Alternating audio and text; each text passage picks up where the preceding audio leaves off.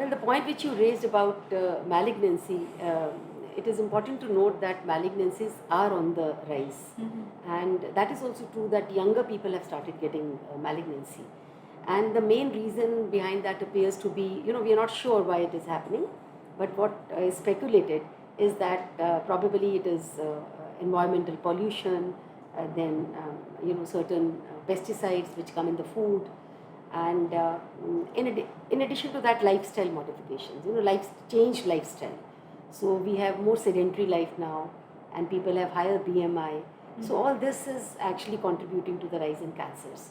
But we also need to understand that cancers, if diagnosed early, we have better answers now. We have more technological advances. So if you diagnose them early, they can be treated. Some of them you can even cure. So there comes the importance of both the things which you said. One, that we should be able to, what are the tests which are available, and what is the frequency at which they should be done. Yes. So I think that's very important. So if we look at breast carcinoma, in breast carcinoma, it has started coming in younger women. Yes. And it is more common, almost 1 in 8 or 1 in 9. Okay. It is as high That's as very that. high. That's very high. And for that, right from the age 20, we would say that you start doing your self breast palpation. Okay. And you should be aware of what your breast feels like. And the best time to do it is after periods, because prior to periods, some people have lumpy breasts. Okay. So you might kind of get confused. So post-menstrually, after your periods are over, that's the time when you should do a self breast examination. Okay. Then that should be done on regular basis. And if you are already at 30 or 40, then Start doing it. also, Yeah. are there any additional tests? Yes. So basically, self breast examination is one, Yes. and then clinical breast examination is for the doctors to do it for the women, women when they come to them. And then at the age of 40 onwards, we would suggest that one can go in for something like mammography. Okay. It is a radiological investigation, and you should do it every 2 years. Every 2 years. Right? And in those with family history, then the screening program can be tailored, Okay. depending upon at what age they had malignancy in their family. So that is about breast carcinoma. Yes. And then about cervical carcinoma, that's also quite common. Is the second most common carcinoma in India. And there, we would suggest that we start it once a person becomes sexually active, and otherwise also, we would start it any time between 21 and 25 years. Indian guidelines would say 25 years, but the Western guidelines would say 21 years. Okay. Right? So we have something which is known as a pap smear. Okay. So it is basically the mouth of the uterus, the cervix. So that can be visualized through the vagina, and the doctor can take a smear from there and send it. Okay. So that is one way. The second way, which now is being more promoted, is HPV testing. Okay. So the HPV testing is a kind of a swab which can be inserted in the vagina. You can do it yourself also, and then send it, put it in a bottle, and it can be sent. Oh, so which means you get these over-the-counter test kits for HPV these days. Very interesting. So you can send it, and that is another alternative. Okay. And once the test comes negative, then you repeat it. If it is HPV testing, you repeat it every 5 years. Okay. If it is pap smear testing, we also call it liquid LBC or pap smear. So once we do that, that is every 3 years. And you continue doing it till the age of 65 years. Okay. And this at what age? What should one get started? 21 to 25 years. 21 to 25. Yeah. So that's the time when you can start, and it will pick up changes very early, and which are at that particular point in time. You always you can even pick up things which are pre-cancerous. So once you treat those, then there is no cancer. So I think these are two very good screening So tools. those are very important key Yes. takeaways for me as well, because I Yes. have not been following any Yes, of them. yes.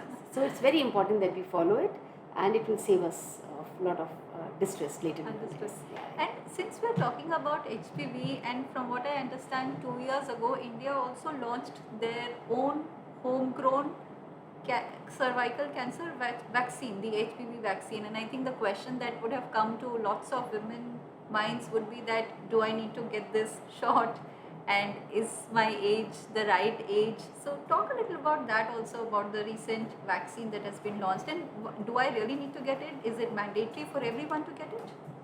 So, HPV vaccine, like any other vaccine, and so there are lots of vaccines which we get. It is not that we get all those diseases in our lifetime. Yes. So vaccines are basically Thankfully. preventive. They are preventive. Yes. And it is always a good idea to get vaccinated against whatever is available, and we have a safe vaccine. So HPV vaccine is there, and even WHO recommends that by 2030, all over the world, say 90% of girls less than 14 years should be vaccinated, if we really want to kind of eliminate carcinoma cervix from the world. Is it right? And in India, less than 0.1% are vaccinated. So India is going a big way now, and the vaccines are available. And now, initially it started with 3 doses, and now then it came down to 2 doses. Okay. And now the latest is that WHO says that in resource limited countries like India, it could be just a single shot. It should be a single shot. But it is best taken between 9 and 14 years. Okay. Best, for best results. Yes. So that is why we should make sure that all the adolescent girls should be vaccinated. But of course, it can be taken up till 45 years of age. Okay. So Right. which means that women who were not really exposed to this side of vaccination and now are becoming aware that yes, there is HPV vaccine, one can go ahead and take it even now if you're under 45. Yes, you can take, but you will have to take 2 doses. Okay. That is what is the recommendation. Okay. And but what is important is that even if you take this vaccine, you have still to undergo your screening process. Oh, okay. So vaccination does not mean no tests. Yes. So I think that should be very clear. Okay. So vaccination and the screening tests have to go hand in hand. Because the HPV vaccine has many serotypes. So the vaccine is against only 2. Okay. Right? So and which majority of the cancers are because of these 2. Okay. But there could be a kind of an outlier. So you have to continue with your screening. I think that is perfect. So I think with a lot of knowledge, at least about the self-examination, the screening tests that we can do at hospitals, and this vaccine, I'm sure we can take a little bit of more charge and control of how we manage some of these aspects in our life for women's health around cancer. So thanks so much. I think that was extremely useful. And another trend that we are seeing in India and worldwide is about this delaying pregnancy, and that I'm sure we can understand because we have all started to realize that our biological clocks and our professional clocks are in conflict. They of course clash with each other. So I think what would be nice for you to share is that one, how to plan a healthy pregnancy, and what is the upper age limit up till when you can do such planning. So this is interesting in the way that we all are born with a fixed number of eggs. Okay. Is it right? So which are good in number, 3 to 4 lakhs. But with every cycle, we lose 1,000. Right? So as we grow older, the number of eggs in our ovaries reduce. Okay. And it is a continuous process. Right? Until after the age of 40, I'm saying no pregnancies are generally happening on their own because the ovaries are depleted of the eggs. Okay. So now the best time, when we were young, it always used to be between 20 and 30. So keeping the profession and other things in mind and the change in the profile of women, now I feel that 25 to 30 is the right age, wherein they must plan a pregnancy. Because I know it is difficult, but it's so much more easier to be pregnant at that time and completing your family, and then kind of starting again or whatever. But that is the best time. The fertility starts decreasing after the age of 30, and there's a sudden dip after 35. Okay. So I think the upper limit you can keep it as 35. But anyone who cannot plan a pregnancy, we have that option of preserving eggs now. Okay. Although I would not recommend doing that, but then that there is a provision. So I guess that anyone who is wanting to delay pregnancy have two options. Okay. One is that you can get some of your hormones tested, which can tell you how much is your reserve. Okay. Right? If you're delaying pregnancy. And delaying would mean going beyond 35 or beyond 30. Beyond 30. Yeah. Okay. So I think you can get your FSH and your, this is a hormone, follicle stimulating hormone, and you can get your AMH, and these are hormones which will, that is, you should consult a doctor. They can tell you that, they can test you for your ovarian reserve, because it is an individual variation. Some people deplete their oocytes very fast, others would deplete it slow. Is it right? So that is a variation. So that is one thing which you can be sure about. And second is that in case your the reserves are going down or they are kind of borderline, then you can get your either your eggs frozen, and if you already have a partner and you're married, and that you can even get your embryos frozen, which have even better results. So they stay safe, and then when you plan a pregnancy, that can be implanted.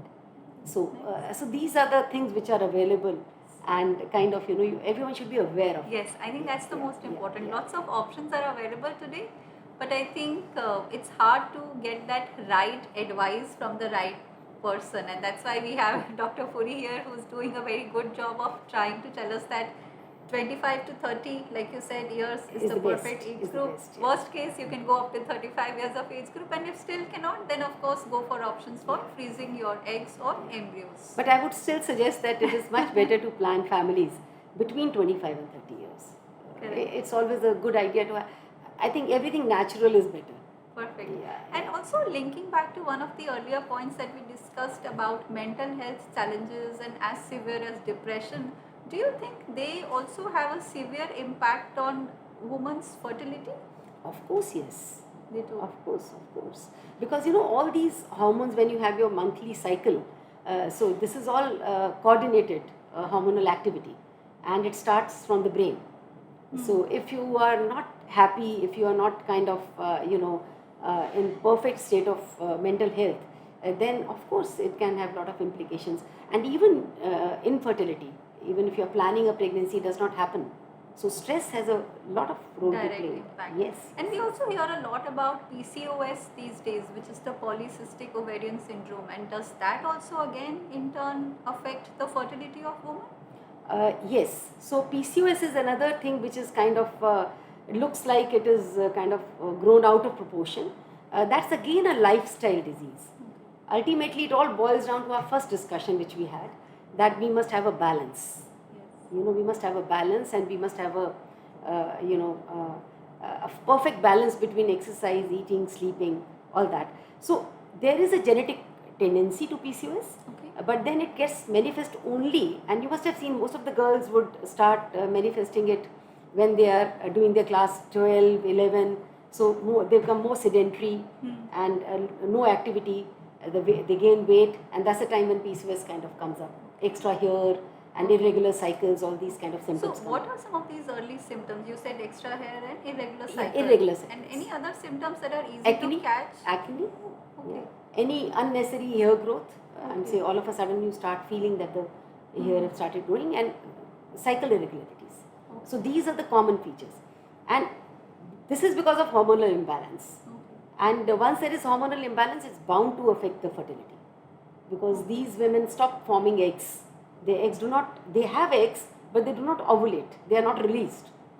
So then they have to undergo all the treatment and And is there a confirmatory diagnostic test also available for PCOS, or usually it is assessed based on these symptoms and the interaction with the doctor? It is a syndrome. So normally when we diagnose PCOS, it's a combination of three things. So any two if present, we will diagnose it PCOS. So one is irregular cycles, which is a clinical diagnosis. The second is extra hair, which is a clinical diagnosis again. Extra male hormones, which could manifest as acne, or they could manifest as extra hair on the face, or generally on the body. And the third is on ultrasound. They can find ovaries which have cysts there. So, but what needs to be, when I have these girls coming to me or these women coming to me, I always tell them that this is a kind of wake up call for you from the God, so that you can kind of modify your lifestyle now, take charge of your health and put Yes. everything in order. Yes. So it doesn't progress. I'm saying once you reduce your weight, everything, your cycles fall in place, the hair stop growing, everything gets into order. Yes, and that's why, like Dr. Puri said in the beginning, that the holistic health is the Yes, most yes. foundational and the most fundamental aspect. And if we can work at that level, then I'm sure we can manage a lot of these diseases whose incidence is increasing Absolutely. because of lifestyle modifications. Perfect, great. And I think the last topic that we want to talk about is, that what are the different types of contraceptives available and how does one choose the right option? As far as contraception is concerned, I think there's a lot of unmet need of contraception because of lack of knowledge and and also the ability to understand which one would be the best. So I guess we have a good contraceptive basket from the government of India now. So we have almost everything which is available abroad. Okay. So we have pills, oral pills, Yes. which are very good. And for pills, one must remember that those with family history of carcinoma of the ovary, carcinoma of the uterus, should take pills Okay. because they are protective. Okay. If you take pills for 5 years, they reduce the incidence by about 30 to 50%. Okay. Yeah, so very few people are aware of it. Yes. So that is actually helpful. Okay. So pills are very good Okay. source of method of contraception. Then we have implants, which are the most Yes, recent. yes. So these are small tiny rods which can be implanted on the arm, and they are effective for 3 years or so. Okay. So and then we have copper T, which can be implanted, which can be placed into the uterus. So implants and copper T are two very good methods for women when they are undergoing delivery. So they can start that right at that time. So copper T can be placed right at the time of delivery or cesarean section, and the implant also can be put in before the woman is discharged from the hospital. So the advantage here is that once they have small babies, they cannot come back. So contraception doesn't get a priority. And majority of the pregnancies are unplanned pregnancies would happen in the first year after delivery, childbirth. So these two methods government has come up with, and which are really good, where the woman is protected by the time she goes home. Nice. Yes. Which means again you need a lot of awareness and you need a lot of planning. Yeah. And one should go on the government website and even if there are a lot of posters and there are a lot of condoms are very good. I'm saying, but they should be used correctly. That is it. That they should be used every time. So normally people use it only during the unsafe period and don't use it else time. So that is why they fail. So condoms are very good. And in addition to this, we also have Saheli. That's a tablet which is non-hormonal tablet, which is there. So people who are scared of hormones can use that. That's a proper made in India, contraceptive. We're very proud that it is Indian, Centrum we call it. And then we have injections also, some hormone injections. So we have a wide spectrum of choices. The only thing is that one has to be motivated, and one must remember that undergoing repeated abortions is not the right way. It is very unsafe when we have such safe contraceptives available. I think talking to you makes me just feel that there's so much information, knowledge and solutions available. We just have to probably take that extra step of wanting to know what those solutions are and then make those conscious and right choices with guidance from people like you who are around us. Perfect. Thank you so much. Now we also have a few questions that we have received from the audiences, and we'll take 2-3 of them. One person has requested you to talk about what is considered a normal menstrual cycle and when should I be concerned about abnormalities. Right. So, when the menstruation starts in young girls, so initial 2 years or 2 to 3 years, it may be irregular. But after that, a particular pattern is set for a particular individual. And there's a wide variation. Some people might have bleeding only for 1 to 2 days, and they might have it every 35 days. There are others who would have it for 5 to 7 days and may have it every 28 days.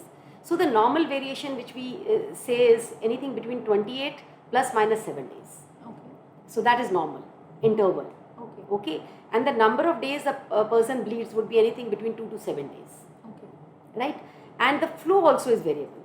Some people would just use 2 pads would be okay for them. Others might need to use 7 to 8 pads. So that is also variable. So once your system is set, you know that this is your normal pattern. Okay. Any variation as far as that is concerned would be abnormality. Okay. Right, and in addition to that, I'm to say if you have flooding, I'm to say, or you are passing clots, that is abnormal. Okay. That is abnormal. Otherwise, you know that this is your normal pattern, so that is taken as normal. And additionally, say you had a particular pattern, all of a sudden your flow decreases. That's abnormal. Okay. If they start coming more frequently, it is abnormal. Okay. If they come more, they started becoming delayed, it is abnormal. Okay. If initially there was no pain and now you start having pain, it is abnormal. Okay. So these are the various parameters by which you should get guided. What is abnormal? Yeah, what is In fact, I also remember, I think as a teenager when I started, I used to have a lot of irregularities. It would vary somewhere between 30, 35 days, etc. But with time, it came down to this 28 to 30 day cycle. So I think what I'm hearing is to know what is your normal pattern, and anything which is going beyond that or different from that is where then it's a red flag for an abnormality. Yeah, and you need to consult. But And additionally, those who are postmenopausal where the periods have stopped for an year and they come again, that is something which you need to be. in fact, that very beautifully brings up our next question, which is that what are the signs of being premenopausal? Well, that's interesting because premenopausal means that they want to know whether we are heading on for menopause or not. Okay. So for that, they want to understand as to how would we know that it's a time now that we might stop having our periods. So one is the change in pattern in your menstrual cycles. So that's the time when your cycles start coming at delayed intervals, and they are delayed and sometimes they are heavy also. So which can be a problem, and you need to consult a doctor. So menstrual irregularity, in some people it is easy, the transition is easy because they will have delayed but scanty, normal or less flow. But more flow is a problem because more flow can give rise to more complications. Okay. So any variation, that would be one. The second is, you all of a sudden you start having hot flashes. Say you have those episodes of feeling very hot, then you sweat and then you feel cold. Okay. Yeah. Even if you're sitting in an air-conditioned room, everything is fine. So it's kind of that it comes like a wave and it goes away. So that also tells you that probably you're heading on for menopause. Okay. Right? And in addition to this, I guess irritability, mood swings, all these things also come up when you are heading on. That transition is of about 4 to 5 years. And but no, it's not very harsh for everyone. Okay. And so overall, I am to say starting from perimenopause to heading to complete cessation. Yeah, when you are comfortable with your new minus your estrogens, so that it takes a bit of time, but it is not harsh for everyone. So and I think again here it is important to understand that these are the symptoms that we will be facing and be prepared for them. Yes. And again maybe know when to go see a doctor and when it is absolutely part of the gradual process that you are experiencing. There should be no hesitation in going to a doctor. Correct. Because there are a lot of preventive and promotive things now, which when you go to a doctor, you get kind of investigated and you get identified early. Great. And the last question that we have from the audience is going to sum it up all very well, because they ask that how often should I get a gynecological examination? What should I expect during a routine checkup? And specifically if I am at that age of 40, at what frequency I should be getting these examinations done? This is a rather tough question because we do not have any benchmarks as far as this is concerned. So anytime there is a problem, I think you should go and get in touch with a gynecologist. Say if it is young girls, adolescent, if they have irregular cycles initially, so there is no harm in going to a doctor. Don't take that it is normal. Just go and consult, and if they say it is normal, it is fine. So that is one part of it. Then as you grow older, when you come to the reproductive age group, there, of course, when you become pregnant, you go, so you have contacts with the doctor. There's no need for regular checkups as far as that particular age group is concerned. But of course, if you have anything like any abnormality, say you are having discharge or you are having a postcoital bleeding, right? So these are some very big red flags which and you might have some genital tract infection. If you want any contraceptive advice, so you can always go and visit a doctor for all those things. So that is what we would recommend. But once you reach the age of 40, that's a time when I think it's important that you go visit your doctor regularly, and maybe an annual checkup would be a good idea. And when you go to a doctor at that time, so when you are young and the reproductive age group, whenever you go to a doctor, you must have a breast examination. You should expect that there would be a breast examination, there would be a pap smear, and an internal examination would be done. Right? And of course, you must get your hemoglobin tested. Yes, the blood tests. And your hemoglobin should always remain above 12 gram %. 12 gram %, not less than that. That is one thing which I've scored good on. I can be happy about it. And you will feel much more stronger. Your cognition, no, I'm saying everything is, you are much more sharp. Yes, that way. Yes. And your hemoglobin looks as if it is sharp, it is high. And then the next thing is that at 40, when you go, so there one is concerned about lots of things. Sometimes patients do have dyspareunia, difficult intercourse or something, because the vaginal mucosa becomes atrophic. So they think there's no need to go, and they don't think it is a problem. They feel very shy, but they should not. And sometimes there's decreased libido. So all these things call for that you go and seek help from doctor. We have jellies available. We have things which can make the things more comfortable. And then, of course, regular check on your sugars, your hemoglobin A1C, because diabetes becomes more common after 40s. And then your lipid profile will be tested. Your hemoglobin, I've already said. Thyroid function test also. We would kind of test, because people do become, hypothyroidism is also very common. And then it can be coupled up with a ultrasound, wherein one would, in case you are menopausal, then one can look for the endometrial lining. It should be thin. If it is thick, then it might call for some kind of problem, and then we can kind of look up. And you get advice on, mammography, I've already said.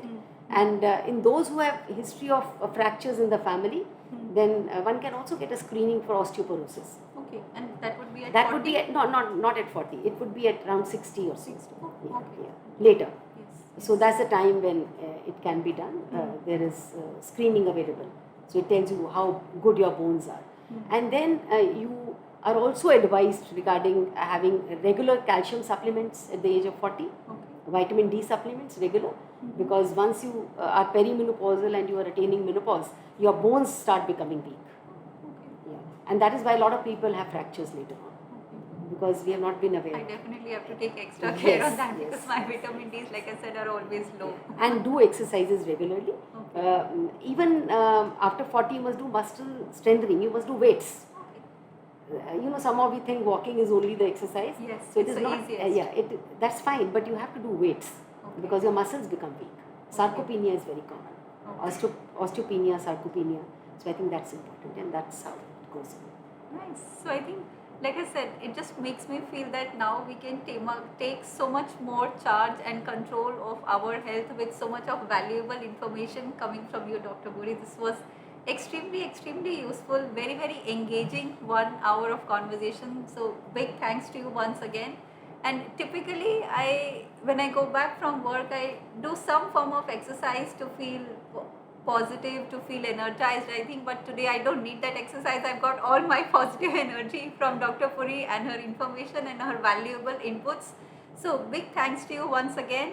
And I think I hope the audiences have also been able to gather very, very valuable information in terms of what are the aspects of self-awareness for good health for women, how they can identify some early signs and symptoms of some of these deficiencies or diseases that may start cropping up for women, And I think third, also trying to understand what are some of the treatment options available, or what are the kinds of diagnostic tests for which you may have to go seek consultation from a doctor. I think these are the three fundamental things, and as we are able to gather more and more information on these three topics, I'm sure more women will feel empowered in the sense that they will be able to take charge, take control of their health, of their decisions, how they want to balance their health with work, with family, with personal time, and how then they are able to prioritize these multiple things. So I hope all the audience questions have also been answered, and if there are still more, I'm sure we'd be happy to organize more and more such sessions which will cover different aspects of women, that how we can really help women to take care of themselves so that these women can emerge as effective leaders and successful entrepreneurs. So you should definitely be on the lookout for more such dialogues, conversations under WEP Cares. And I'll end by saying that stay healthy, stay happy, stay engaged, and let's stay empowered as always. Thank you so much. Namaste. Thank you. Thank you. I'm not sure how are you going to manage the transition, but अभी कैसे करोगे तुम सब मिला के? 1 hour.